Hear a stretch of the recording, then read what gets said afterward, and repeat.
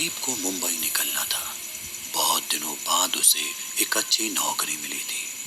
ऐसे में प्रदीप काफी खुश था। उसने एक दिन पहले ही सारी तैयारियां कर ली थी।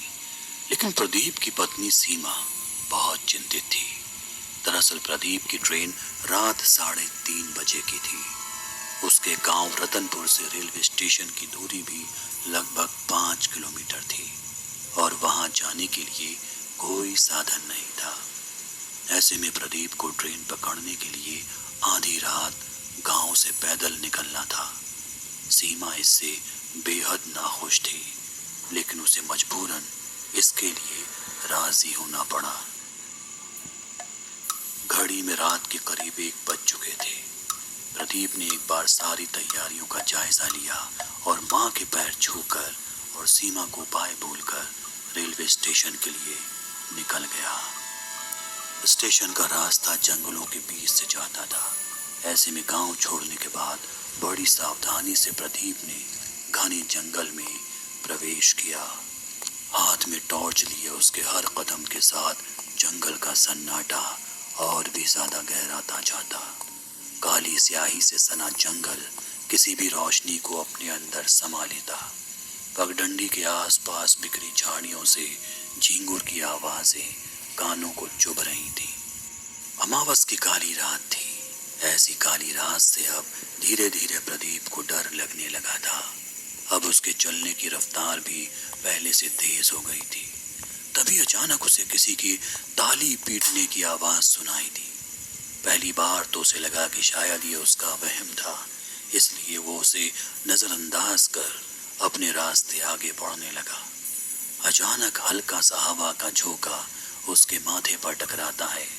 उसी के साथ एक बार फिर किसी के जोरदार ताली पीटने की आवाज आती है। इस बार प्रदीप जानता था कि उसने आवाज सुनी है, ये उसका वहम नहीं है। अब प्रदीप अपना रास्ता भूलकर उसी आवाज पर गौर करने लगता है। वो अपना एक एक कदम उस ताली की आवाज के मुताबिक बढ़ाने लगता है। तभी अचानक उसके दाएं कान पर कोई चीखता है और बाएं कान पर जोरदार ताली पीटकर गायब हो जाता है। प्रदीप इस वाक्य से बुरी तरह घबरा जाता है। उसकी सांसें तेज होने लगती हैं। वो तुरंत अपना सारा सामान छोड़कर वहां से भागने लगता है। लगभग 15 मिनट तक वो बिना रुके बस भागता चला जाता है, इससे बेखबर कि अब वो उस घने जंगल के बीचों बीच पहुंच चुका था। वो थक कर नदी किनारे लगे एक पेड़ के पास जाकर लेट जाता है। उसकी सांसें अभी भी फूल रही थी। वो बस अब यहाँ से जैसे तैसे बाहर निकलना चाहता था। तभी उसे मालूम होता है कि वो रास्ता भटक चुका है। अब वो बाहर कैसे निकलेगा? प्रदीप ये सब सोच ही रहा था कि तभी अचानक उसे नदी किनारे कुछ चमकता दिखाई देता है। गौर करने पर पता चलता है कि वो कुछ मशाल जैसा है, मानो कोई वहां आग जला रहा हो। प्रदीप तुरंत दौड़कर अपनी जान बचाने के लिए नदी के पास पहुंचता है, लेकिन उसे इसका इल्म नहीं था कि ये उसकी सबसे बड़ी गलती होने वाली है। जब वो नदी के किनारे उस मशाल के पास पहुंचता है तो देखता है कि वहां कोई मशाल नहीं, बल्कि एक जिंदा युवक की चिता जलाई जा रही थी। इस मंजर से ज्यादा खौफनाक था उस चिता के आसपास तालियां पीटते और जोर जोर से चीखते 5-6 किन्नर। ये एक एक करके प्रकट होते जा रहे थे। उस चिता पर लेटा जिंदा युवक दर्द की वजह से जितना चीखता उतना तेज ये किन्नर चिल्लाते और तालियां पीटते। प्रदीप ने अपनी जिंदगी में कभी ऐसा नहीं देखा था। वो तो बस अब यहाँ से बचकर निकलना चाहता था। धीरे धीरे दबे पांव प्रदीप जैसे ही वहां से निकलने की कोशिश करता है, चिता के पास चीखती किन्नरों की भीड़ में से एक किन्नर प्रदीप को देख लेता है और उसे देख जोर से चिल्लाता है। प्रदीप ये सुनकर अपना पूरा दम लगाकर भागने लगता है, लेकिन किन्नरों का झुंड उसे अपने आगोश में ले लेता है। वो लोग प्रदीप को बेहोश कर बंदी बनाकर अपने पास लाते हैं।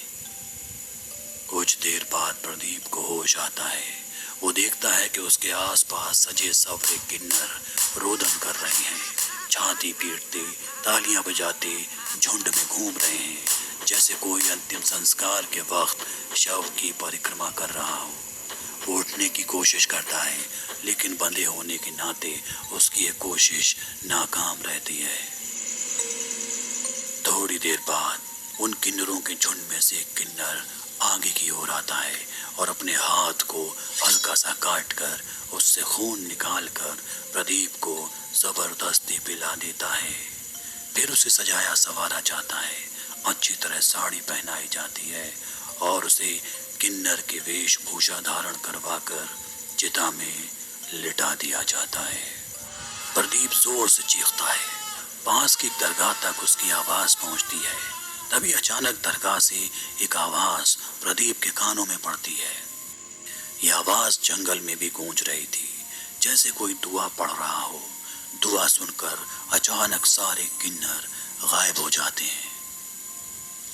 अब प्रदीप जमीन पर था, चिता गायब थी। एक पीर बाबा प्रदीप के पास पहुंचते हैं और उसे दरगाह ले जाते हैं। प्रदीप घबराया हुआ था, वो जल्द से जल्द घर वापस जाना चाहता था। पीर बाबा उसे बताते हैं कि ये किन्नरों की टोली हर अमावस की रात यहाँ किसी न किसी को अपना शिकार बनाती है। भला हुआ जो मैंने तुम्हारी आवाज सुन ली और तुम बच गए। प्रदीप पूछता है, लेकिन ये किन्नर हैं कौन? पीर बाबा बताते हैं कि ये मामला करीब 25 साल पुराना है।